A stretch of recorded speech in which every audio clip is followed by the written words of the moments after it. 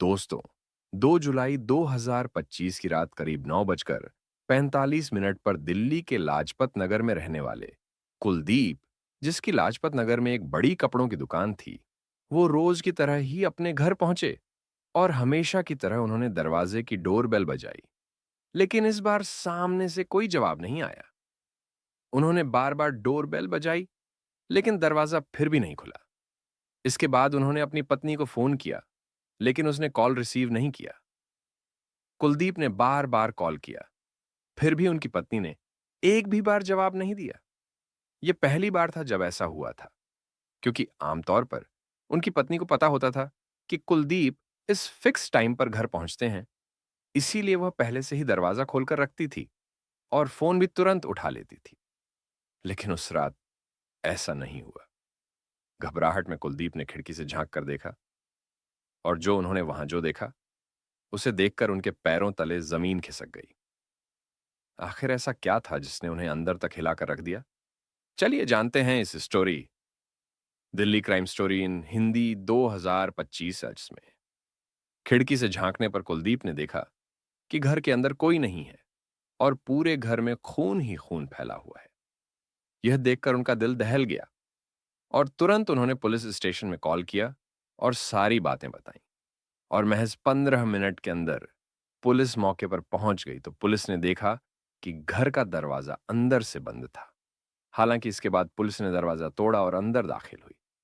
अंदर का नजारा दिल दहला देने वाला था। घर के हर कोने में खून बिखरा हुआ था, और जब पुलिस बेडरूम में पहुंची तो वहां 41 साल की रुचिका की डेड बॉडी मिली, जो कुलदीप की पत्नी थी। हालांकि इसके बाद छानबीन में बाथरूम से उनके 14 साल के बेटे हर्ष की लाश बरामद हुई, और इसके बाद पुलिस ने दोनों की डेड बॉडीज को पोस्टमार्टम के लिए भेज दिया और पुलिस उसे पूरे घर के छानबीन करने में लग गई। पुलिस ने जब कुलदीप से पूछताछ की तो उसने बताया कि महिला उसकी पत्नी रुचिका है और लड़का उसका बेटा हर्ष। एक बेटी और है जो दिल्ली से बाहर पढ़ाई कर रही है। उसने यह भी बताया कि घर से कई सोने के गहने और 1 लाख रुपए नकद भी गायब हैं। हालांकि कुलदीप से बातचीत करने के दौरान पुलिस को कुलदीप पर शक होने लगा, क्योंकि उसका व्यवहार थोड़ा अजीब था और उसे पत्नी और बेटे की मौत का उतना दुख नहीं था जितना पैसों और गहनों के गायब होने का अफसोस था। जब उसने खुद पुलिस को बताया कि पैसे गायब हैं, तो पुलिस को शक हुआ कि यह मामला सिर्फ चोरी का नहीं है, क्योंकि कोई भी चोर इतनी बेरहमी से कत्ल क्यों करेगा। इसके बाद पुलिस ने आसपास के सभी सीसीटी कैमरे चेक किए तो पुलिस को सीसीटी फुटेज में एक शख्स नजर आया, जो शाम करीब 6 से 6 बजकर 30 मिनट कुलदीप के घर के अंदर गया और थोड़ी देर बाद घबराहट में बाहर निकल गया। कुलदीप से पूछताछ में सामने आया कि वह शख्स उसका नौकर मुकेश था, जो बिहार का रहने वाला था। कुलदीप ने पुलिस को बताया कि मुकेश पिछले 3 से 4 सालों से उनके यहां काम कर रहा था। वह दुकान के काम के साथ साथ ड्राइवर का भी काम करता था। कुछ समय से वह काम पर नहीं आ रहा था। कुलदीप ने उसे 40,000 रुपए एडवांस दिए थे, लेकिन उसके बाद से मुकेश नजर ही नहीं आया। 1 महीने बाद उसकी शादी होने वाली थी।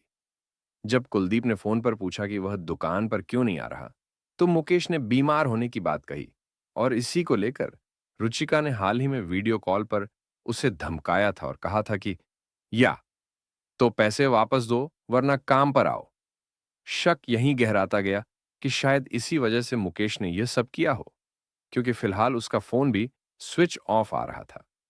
पुलिस ने मुकेश की फोन लोकेशन ट्रैक की तो पता चला कि वह मगध एक्सप्रेस ट्रेन में सवार है। पुलिस ने सभी रेलवे स्टेशनों को अलर्ट किया।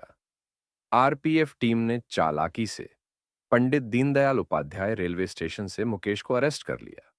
उसके बैग से सोने के गहने और 1 लाख रुपए नकद बरामद हुए।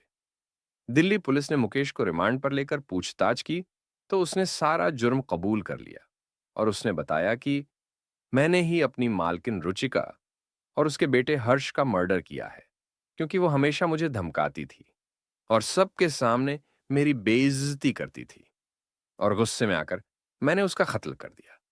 लेकिन तभी उसके बेटे हर्ष ने मुझे देख लिया, इसलिए मैंने उसे भी मार डाला। आज मुकेश जेल की सलाखों के पीछे है और अपने गुनाह की सजा काट रहा है।